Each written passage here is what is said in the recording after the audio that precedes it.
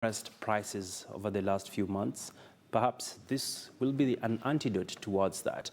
Well, we want to now get into an interesting conversation around plastics, and I'll be speaking to Ben Morrison, who joins us. He is from the Flip Floppy organization, and we'll be engaging him on some of the innovative approaches that he and his partners have been able to introduce towards curbing wastage and, of course, converting plastic into something useful. Many thanks for making time. Thank you. Well, first and foremost, I see you already have a sample on the table. Perhaps talk to us about what your organization does. We are building a 60-foot dhow out of plastic waste, taka, that we're collecting from the beaches of the Kenya coast, from the roadsides of the towns, and we are constructing it with plastic bags, with bottles, and with slippers, flip-flops, pata-patas, call them what you will. Pati-pati. Pati-pati. Yes. And we are going to make that in Lamu here in Kenya. All right. And then we're going to sail this boat from Lamu to Cape Town in South Africa. Who'd ever think that one would build a dhow using such materials? Correct. It's an unusual and innovative thing that we're doing, but I guess we're here to raise the issue of plastic and plastic consumption. Right now here in Kenya, Cabinet Secretary Wakunga has shown great leadership with the plastic bag ban that she's announced, and we're here really to be part of that story and to really celebrate plastic, because plastic's incredible. It lasts for 500 years if you make a plastic bag, and it's precisely because of that key sort of quality of longevity, durability, that we have the problem in the first place. So it's the purpose of our project, I guess, to raise the profile of the positive side of plastics. We can do so much with it, and our particular project is to show people around Kenya and around the world, actually, that we can even go to Cape Town with some slippers, with a boat made of some slippers and some plastic bags, and to inspire other people to say, what can you do? Just think what you could do with plastics.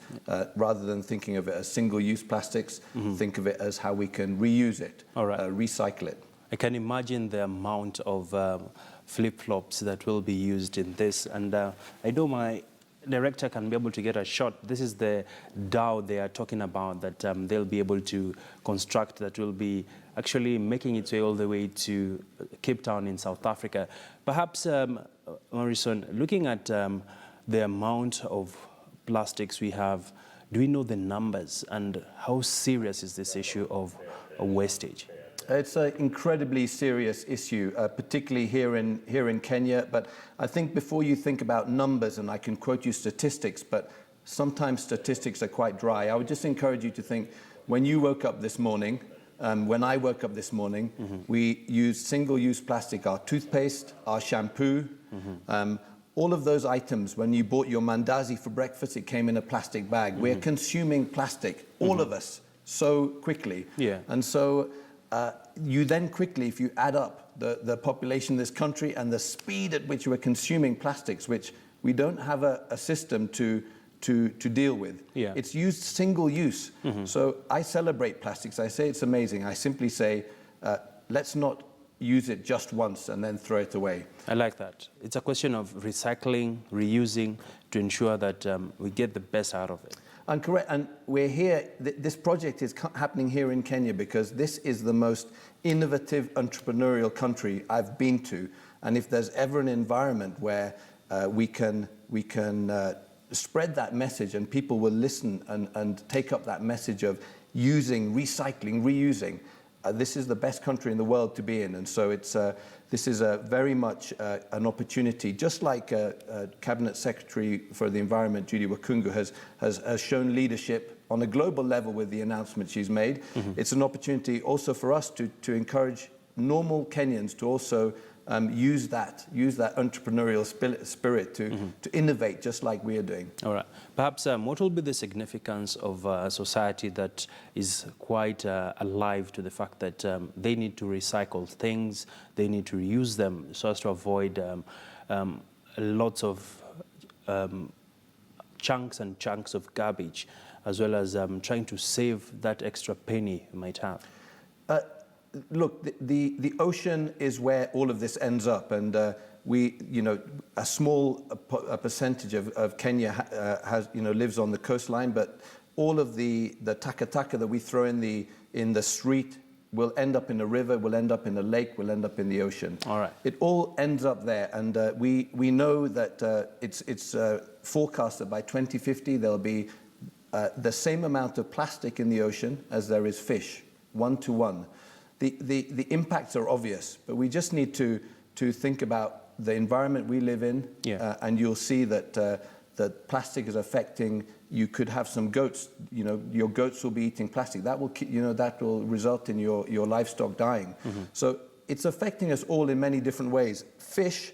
When the plastic breaks down in a lake, fish eat it. They think it's something to eat. They think it's food. What do we do with fish? We eat it. Sure. It's ending up, our own plastic can be ending up in our own plate. So these are the impacts, and I think it's just really important for us to look at it as a really useful useful material. All right. So finally, when will the dhow be setting sail, and how much are we looking at in terms of the construction of this? So we anticipate that the dhow will weigh 45 tons. It'll be 18 meters in length. It'll be 4.5 to 5 meters in height. It's being built in Lamu in Kenya right now.